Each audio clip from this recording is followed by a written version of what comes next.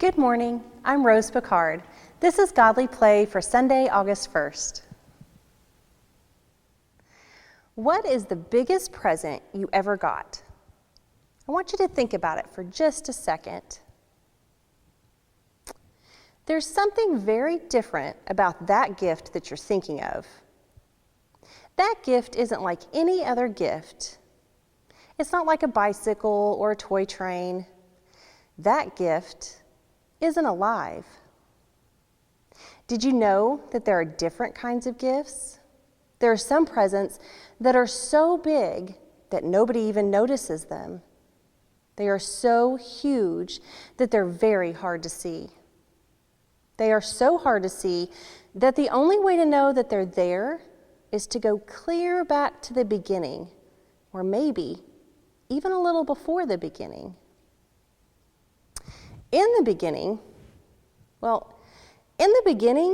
there really wasn't much. In the beginning, there was nothing, except perhaps an enormous smile. But there was no one there to see it. Then, on the very first day, God gave us the gift of light.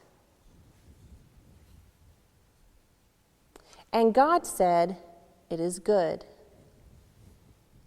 Now, I don't mean just the light, like a light bulb or a car light. This light was totally different. God gave us the gift of light, of all the light that all the other light comes from. On the second day, God gave us the gift of water. I don't mean just the water in the water glass or water in a bathtub. I don't even mean just the water in a river or a lake. I don't even mean the water in the ocean or water that comes down from the sky in rain. I mean all of the water that is water. This is the water that all of the rest of the water comes from. And this is the firmament. It divides the waters below from the waters above. And when God saw the water, he said, "It is good." And that was the end of the second day. On the third day, God gave us the gift of the dry land. And he also gave us the gift of all the green and growing things. When God saw the dry land and the green and growing things, God said, "It is good." And that was the end of the third day. On the fourth day, God gave us the gift of the day and the night. God gave us a way to count our days. Here is the great light that rules the day, the sun. And here are the lights that rule the night, the moon and the stars. When God saw the day and the night and our way to keep time, God said, "It is good." And that was the end of the fourth day. On the fifth day, God gave us the creatures that swim and the creatures that fly. And all the creatures that swim in the water, all of them. When God saw all the creatures that fly and all the creatures that swim, God said, "It is good." And that was the end of the fifth day.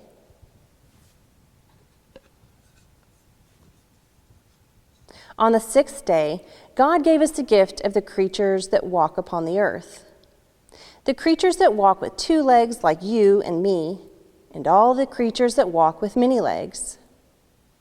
When God saw the creatures that walk with 2 legs and all the creatures that walk with many legs, God said, "It is very good."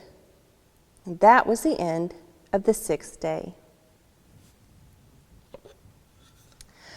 On the seventh day, God rested and gave us the gift of a day to rest as well, and to remember the great gifts of all the other days.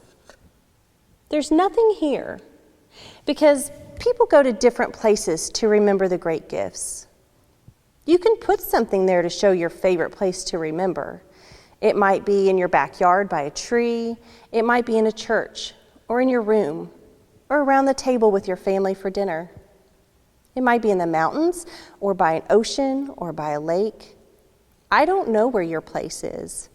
Only you know.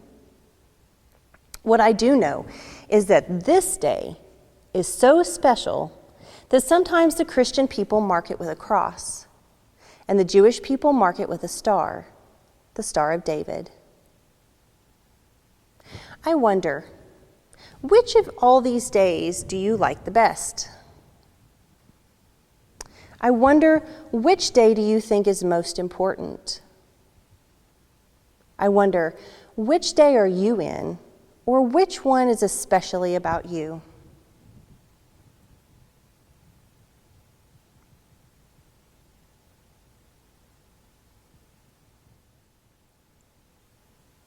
Thank you for joining me for Godly Play.